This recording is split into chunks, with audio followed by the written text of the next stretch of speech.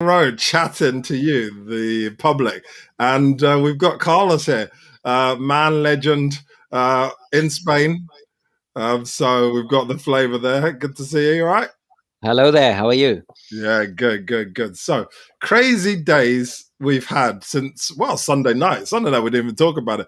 But since Monday, we haven't stopped talking about it. And it's been crazy. So let's quickly go through the timeline. So Sunday night, announcement made randomly out of the blue. Like it's almost like burying bad news about a European Super League. And this was made, and people were talking about the 12 teams, the rest of it. Monday, everybody's really trying to unpick it in the morning. In the afternoon, the unpicking goes from unpicking and understanding to actually anger and vitriol and everyone getting upset.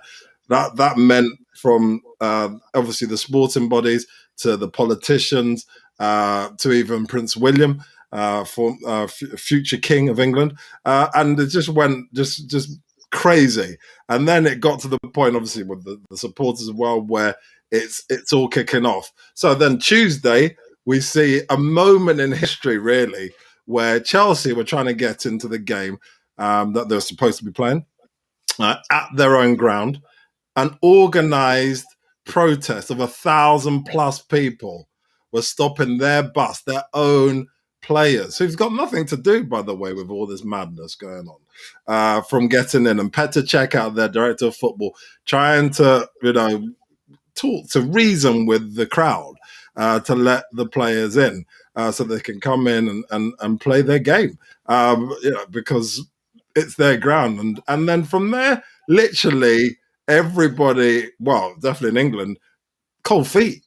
Literally, we went from that situation to Chelsea and we're not interested, Man City saying not interested, and then all the dominoes fell. And here we are today, and basically virtually everyone. I mean, this picture might even be out of date. I know Juventus have been quite.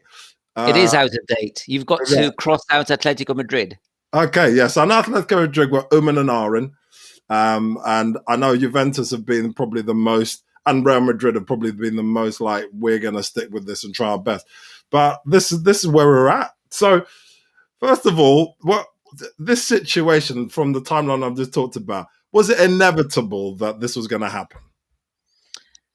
It was inevitable that there were going to be measures taken by UEFA and FIFA, and that at least in some countries, supporters were going to react. However, I didn't think that this would collapse anywhere near as quickly. But what I would say is, let's not celebrate yet. It's not over. It's not over until it's over. And it's never going to be over.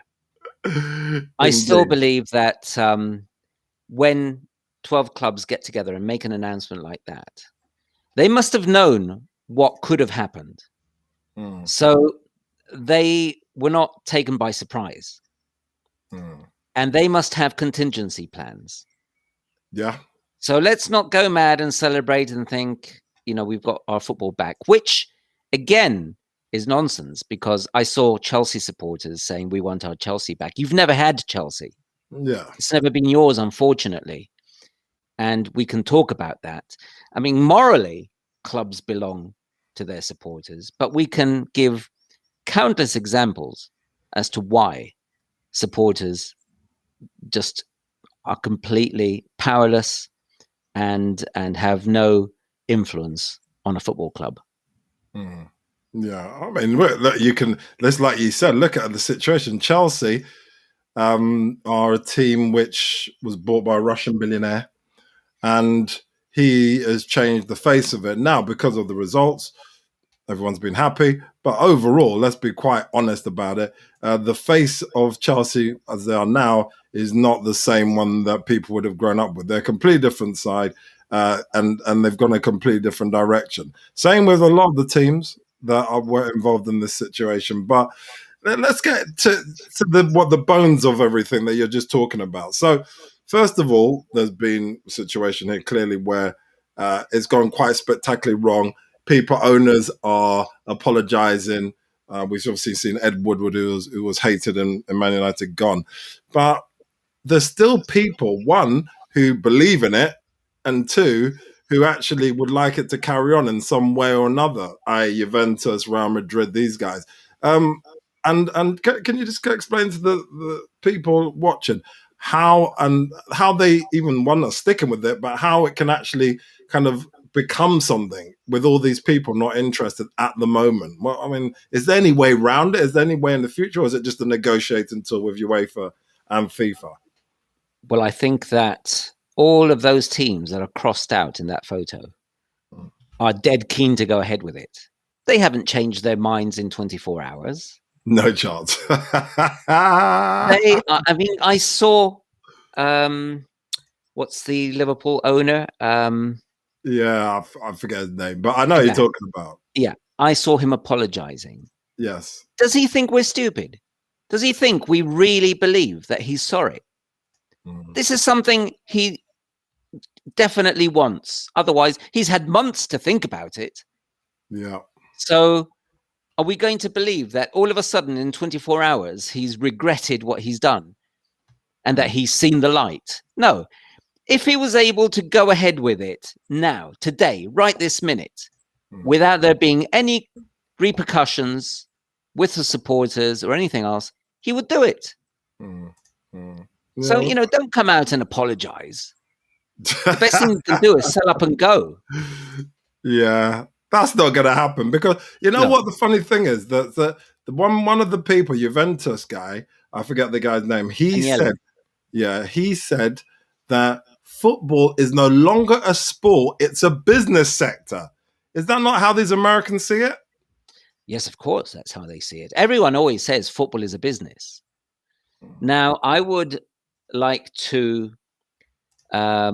slightly alter that statement and say football is a sport around which a business has been created. It's not exactly the same thing. Yeah, and therefore, I think that we mustn't forget that it's a sport, it's a game which involves passion. And when you mess about with a football club, you're messing about with a lot of people. Now, these businessmen don't care. No. We know they don't care. So what I actually question is the structure which allows, and it's in England, it's always been the case. In the UK, they've always been limited companies since the 19th century.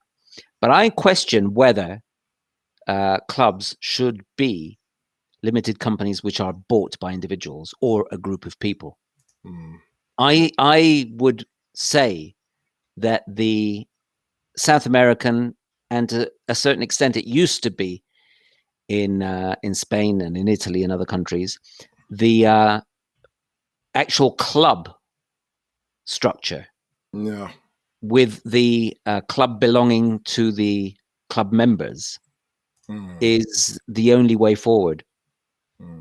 Because you see, if you've got a millionaire buying a football club, he's going to want to make a profit. And why does he want it to make a profit? For his own benefit. Of course. But my thoughts about this whole situation, and I've talked about the last 2 days, is that why don't we switch to the German model? Because I know there's talk in England here about bringing in an independent regulator of football, but surely I know it may be hard at the moment, but surely if a club comes up for sale, it should be 49% maximum that can commercially be bought by an individual or a group of people. And that way, 51% is bought by the fans. There's plenty of rich fans of most clubs. So why can't we go into that kind of model? Would you think that model would work across the board in Europe? Not really. No? Not And really. why not? Because at the end of the day, you still have private individuals owning the football club. No. And they're going to look at the accounts and they will want to record an increased profit year after year. Now, I don't see why football clubs need to increase their profit every year. They're not businesses as other businesses are. All that a football club really needs to do is break even or make a small profit. But of course, the problem isn't that as such. It's that they want to make big profits. So that the individuals can pocket the money. But in order to pocket bigger profits, they have to sign the best players possible. And when you sign the best players possible, you pay very high wages. Now, football clubs are run very badly as businesses. You see, that is the major problem. And that's why I'm saying, get these businessmen out. They might be good at their own business, but business and football does not mix. Now, I can tell you that a lot of clubs have a wage to revenue ratio, which is far too high. Yeah, go for it. For a proper business to be run, normal businesses should have anything between a 15 and a 30% wages to revenue ratio. Yeah. But Manchester United have 56%. Right. Everton have 85%. Bad, isn't it? A lot of teams run at over 80% wages to revenue ratio. That is a recipe for failure. Yeah. And if they continue like that, of course they're going to want super leagues to make more money and try to correct the balance sheet. But you know what's going to happen? As soon as they make 4 times more, thanks to the Super League, they will spend 10 times more. So it's not going to make them richer. No. The problem here isn't what the money you make. It's how you run the club and how much you spend. Yeah. Yeah. I mean, look, for me personally, I would like, there's some things that has been brought forward which are valid and we think we need to talk about it. So first things first, the Americans primarily want to have the American model. Let's talk about the American model. They have salary caps, okay? And they don't have relegation. So let's talk about the salary cap first of all. Salary cap, they think that the wages of footballers is spiraling out of control. The example that's been given, I don't know if it's been behind closed doors, but it's been obviously out in the open now, is that a guy who, unless you follow American football, you won't know, Patrick Mahomes is probably the best paid player as a quarterback for the Kansas City Chiefs. This guy gets a basic wage of $50 million a year. Some of the basketball players, LeBron was on $35 million a year. Remember, this guy overall, from his sponsorships and everything, he's a billionaire. But from actual basketball, he gets $35 million a year. Lionel Messi is on $167 million a year. Now, what do you think about the salary cap? Because that is a ridiculous amount that anybody should be getting paid for kicking the ball around, surely. I think salary caps should be introduced, but they have to be strict. And the American model is bluffing everyone. It's a bluff because they don't get 35 million or 50 million. Yeah. We know they get a lot more. Yeah, via merchandising, marketing. I don't know how they dress it up, because in MLS football, again, the salary cap is quite low. Was Beckham on that wage? Well, obviously we know he wasn't. He was getting, I don't know, 100 times more. I don't know. I really don't know how much he was getting, but he was making a lot of money. Yeah. And when they talk of Cristiano Ronaldo going to the MLS or Messi eventually, how much are they going to get? They're going to make a packet.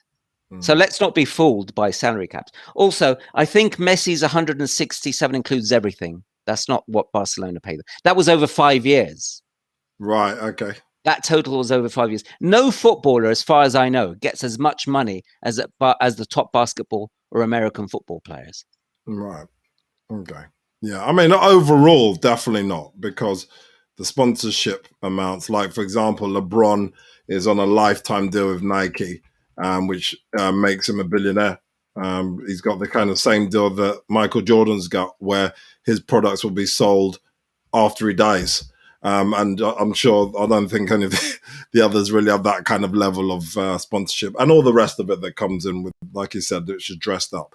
So that's the first thing. Okay, so we talked about salary cap. So it should be introduced, but it needs to maybe be more transparent. Well, it has to be real. Has to be real, yeah. It has to be. Very, very good comment by Milinchip.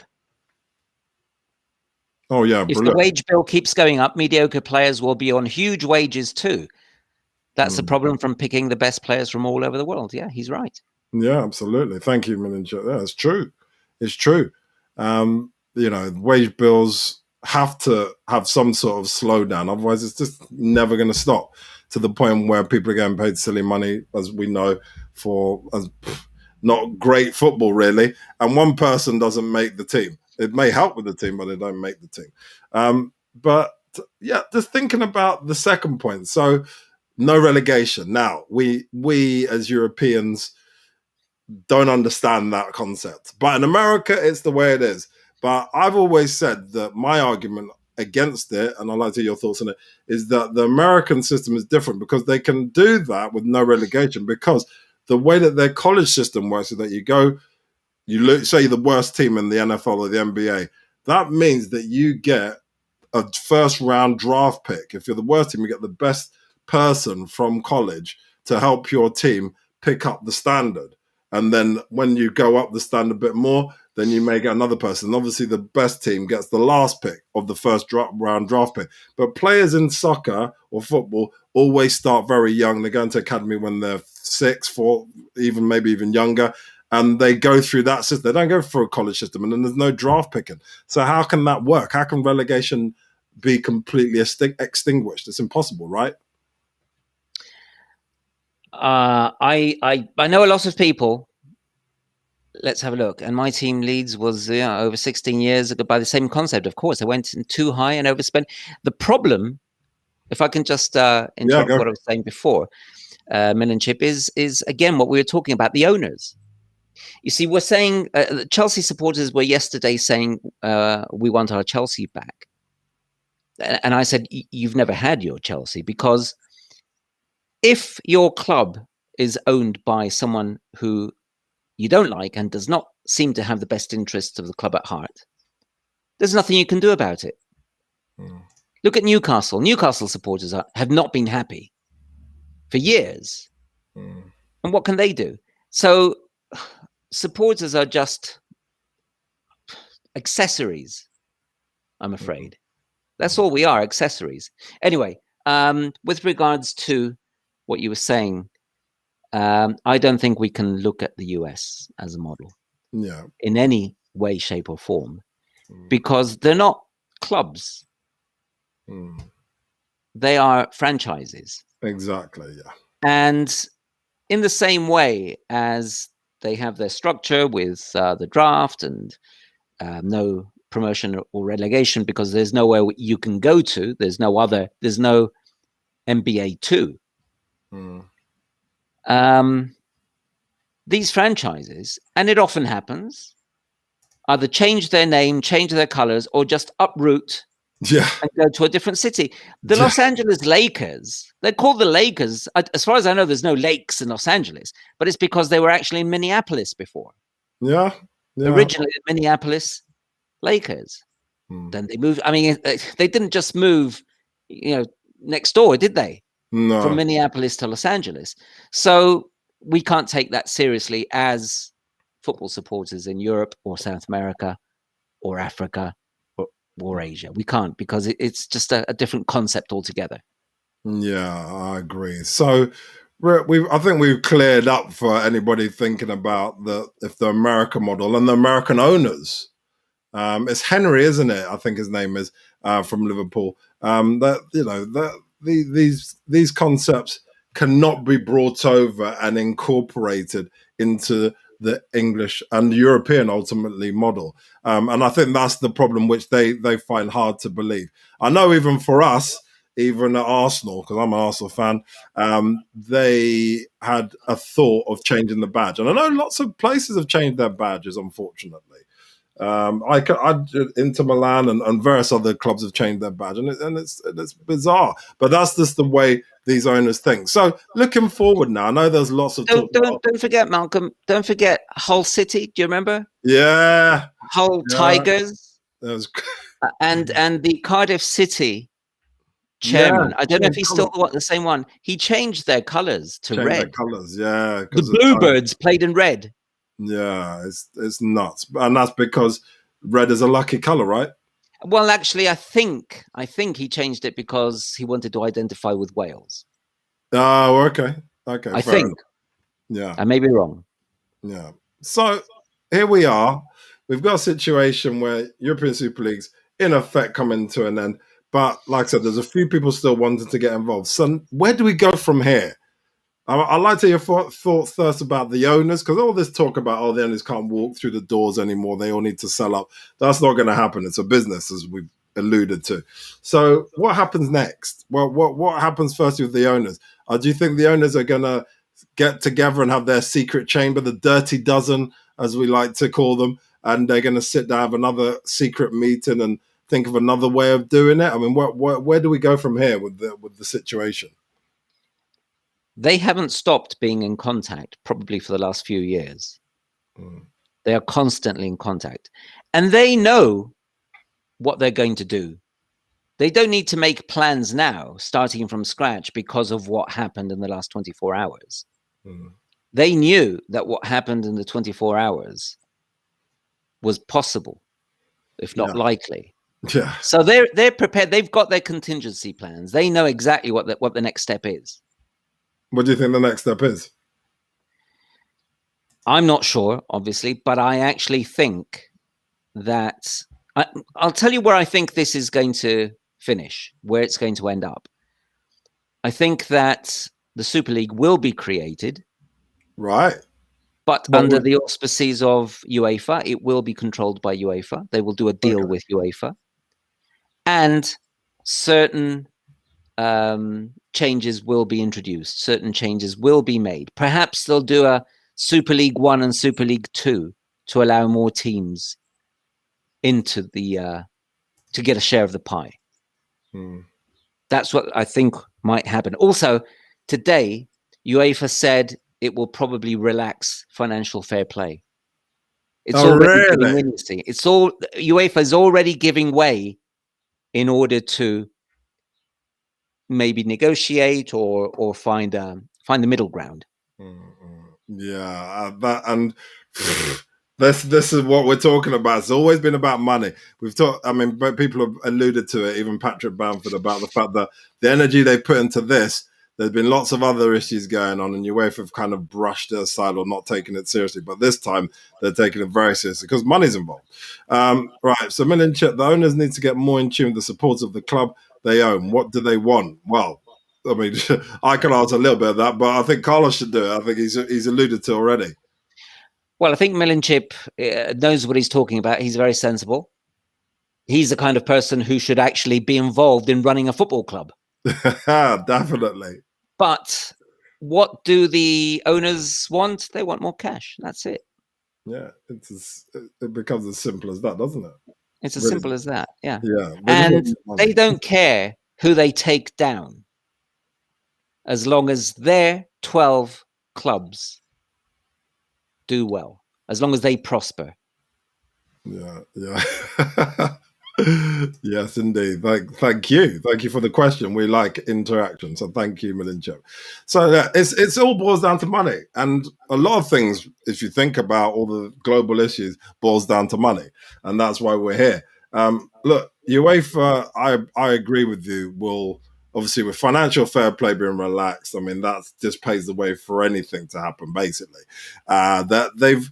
Now, going back to the two bodies, FIFA and UEFA, so primarily UEFA, they've set up, so they already started restructuring the Champions League and put that in to kind of circumvent the revolt. Okay, that's what they put in. They made the restructure there. And the Europa League, they made restructures there. But then, even I talked a little bit about with Steve yesterday whilst the game was going on, about this Europa Conference League, Europa League Conference League, whatever they've called it, for the lower teams. Now, Steve has an opinion, which is fine, that the lower teams, give them a chance to be in Europe. My argument was that the reason why they're lower down, and two, the teams that have come in and done Europe have really struggled with it, as in, because they've got strength and depth in the team. Going to Europe is a nice experience, but it's damaged their team. Look at Wolves this year, and the list goes on. The list is extensive across Europe. So in that sense, with UEFA doing all this, you're saying that they'll do some sort of Euro Super League, but how would they do it? Now they've just done all these restructurings that they've done. They could backtrack. Nothing is set in stone. Yeah. That was just a proposal. Yeah, they'll start the conference because I think it starts next season. Yeah, but they could easily dismantle it the following season. Yeah. That won't be an issue for them. You see, I listened to the Real Madrid chairman on Monday night, and practically nothing, if not nothing, that he said could actually stand up. He said that they were trying to save football. Football doesn't need saving. It doesn't need saving. What might need saving is those rich clubs who want to continue spending highly, and therefore they need a bigger income in order to continue spending. That is what the saving that he's secretly talking about. But in actual fact, if they leave and create this Super League, they will actually be damaging football a lot more. I lost track of what I was going to say, but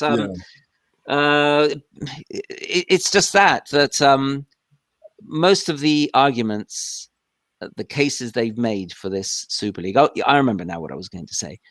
I think that the best way of supporting the competition in Europe, the best way of achieving entertaining football, which was another of his arguments, to make football more entertaining. Yeah. Football will not be entertaining if Liverpool play Man United 4 times a season.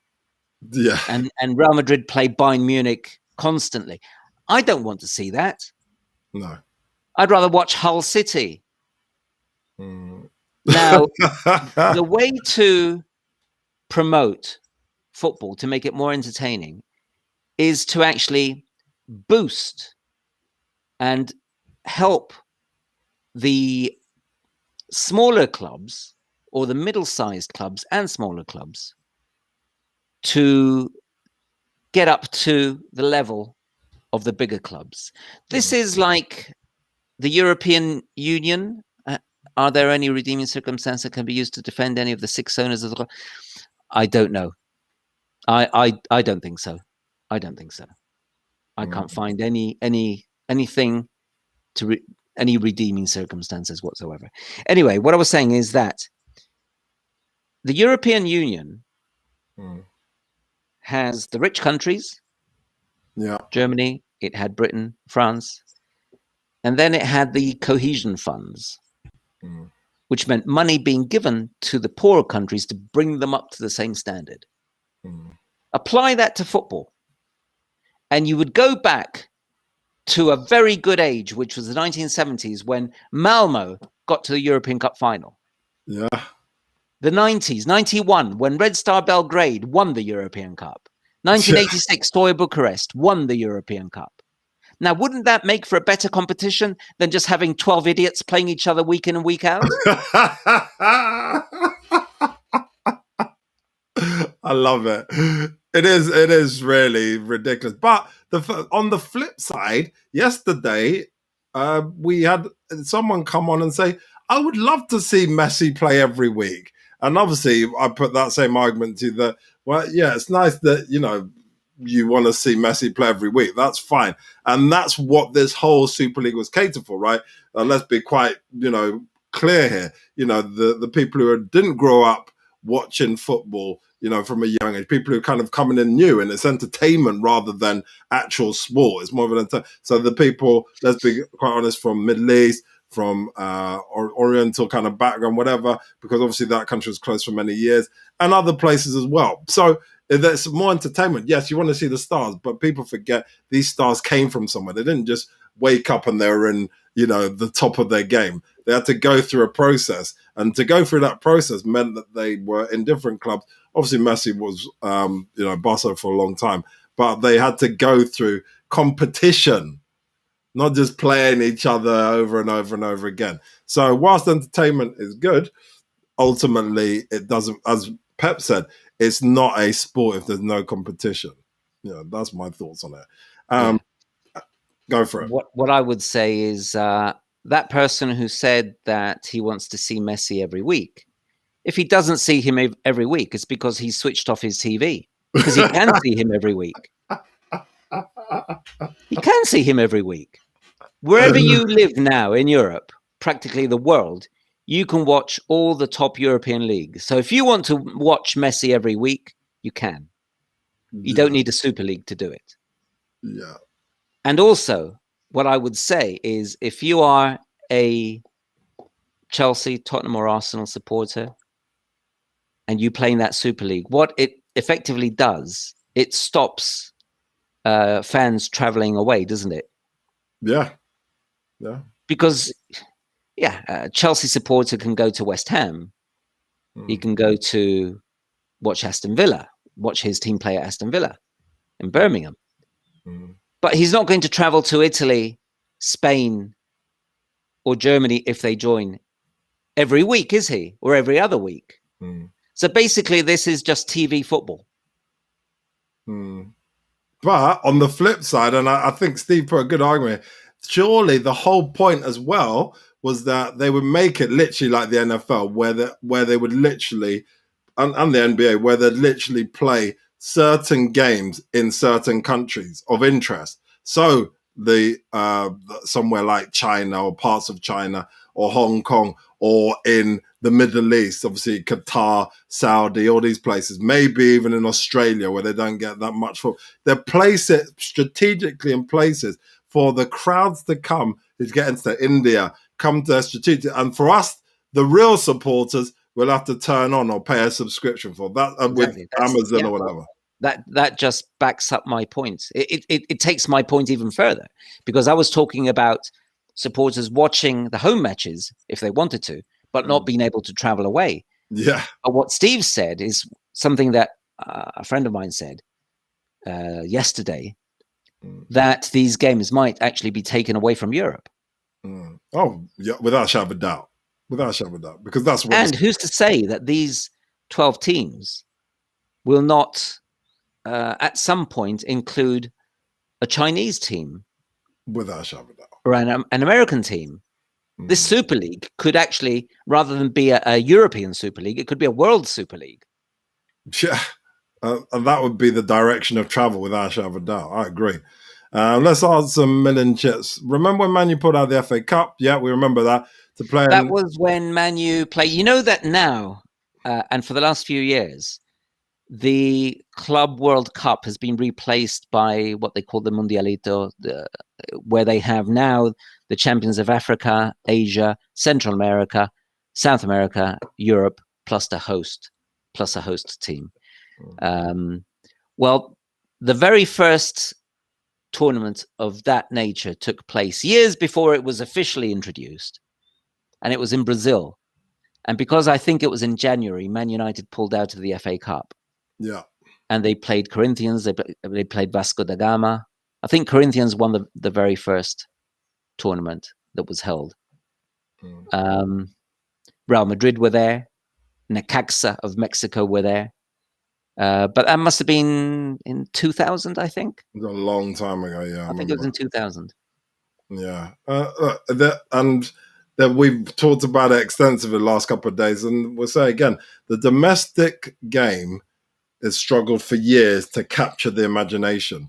There's the League Cup on Sunday. I guarantee that unless you're a supporter of Tottenham or Man City, then your chances of you watching it are slim, unless you want some entertainment, right? But it's it's not something that would really capture imagination. FA Cup again, no one really cares about it the way they care about the Champions League and all the rest of it. So and you see that in the importance of the squads that are played. The squads usually played are not full strength, so something like that. Again, that's why they based it on trying to take over the domestic kind of schedule there. But looking at the situation, so UEFA saying all is forgiven.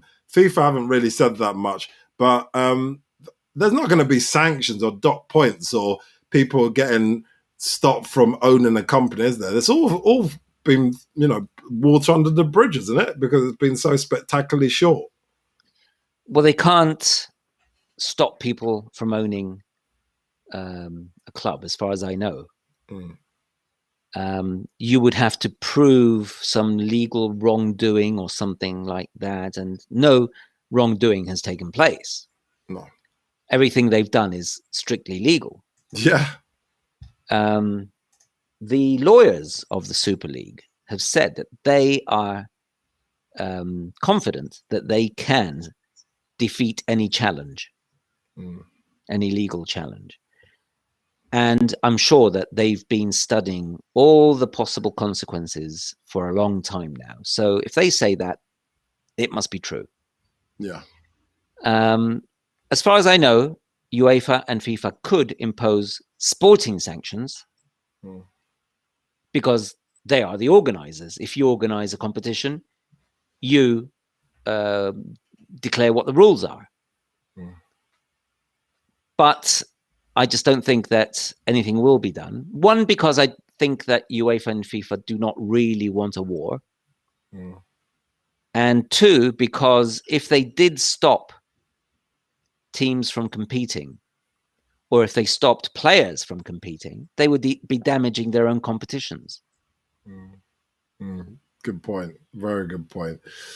Yeah, it's true. And so final thing really on this. So direction of travel, we've talked about it, that these owners are not done with this. Even though they said, oh, I'm sorry, they're not done with it. So you talked about, obviously, we've talked about European Super League, the World Super League, may potentially UEFA taking some sort of governance of the situation.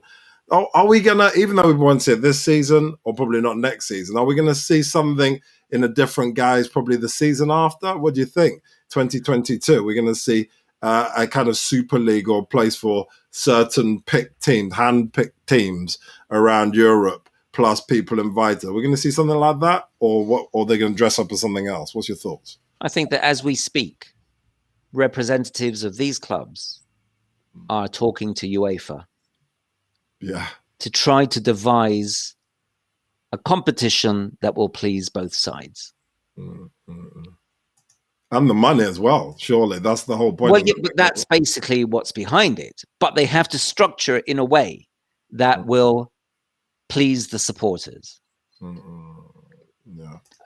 I think the backing of the national governments, well, in this case, I think, France, the French government, the British government, and I don't know if there's been any other, I think in Italy as well. I think their support for the clubs and the supporters has been key as well.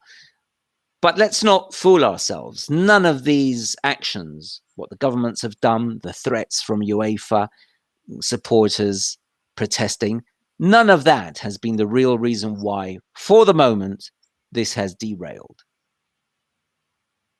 None of that has been the true reason. I think this has just been what we saw on Monday, the declaration of this new Super League, was these 12 teams testing the water. They're testing the water, and they know they're going to get into the pool. They know. Yeah. But they were just testing the water for the time being.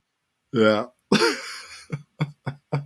It's a good point because look, there were lots of protests, but now they know that they need to do another iteration, shall we say, of this Super League, and they're gonna obviously trying to get it right and make it the I suppose the communications and the understanding to the players, the manager, and all the rest of it a bit clearer. I think there's a lot of things they're going to obviously do differently. It was obviously just thrown out there. But we'll see. But look, thank you so much Appreciate everything. I think we should ask Milinchip if he's still there, how happy he is with Bielsa. Yeah, Bielsa. Look, we love Bielsa. We've talked Let's see about him. if we have enough time for him to Yeah, give us yeah, a yeah. reply, Look, hopefully, because yeah. we're admirers of Bielsa, aren't we? Yeah, we love Bielsa. We've done a video on Bielsa if anyone's interested. Lots of people have watched it. So by all means, come and have a look on the YouTube channel for the Bielsa chat. I mean, he's an absolute legend. Bamboozled his little protege in many ways, Pep, with 10 men, and he won the game. But look, by the way, while we give Milinchip a couple of minutes, I can read a couple of statistics which are interesting as well. Yeah, this is from last season, 2019-2020. Yeah. The average annual wage per player. Barcelona's was 9.8 million. Whoa. Real Madrid was 8.9. Atletico Madrid 5.6.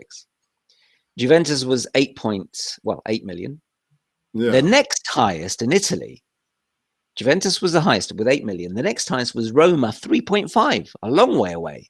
Yeah. In England, it was Man City, 7, practically, 6.9. Right. Then Man United, 6.1, Liverpool, 5.5. I think the most sensible team that we've seen is Tottenham, because their average annual wage last season was 3.9. And you know, when I was talking about the wage to revenue ratio, Tottenham's last season was 38%, whereas there were teams paying over 50%, 70%, and 80%. It's crazy. And they've just sacked the manager. So they've kept it nice. Afford now to pay him off. Yeah, they're going to have to pay him off. That's not probably value for money.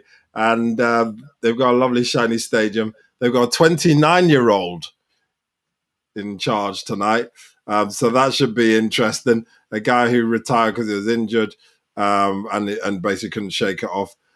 So it's going to be very interesting. That's tonight, very soon, in fact, a couple of hours against Southampton at Tottenham. It's a crazy situation.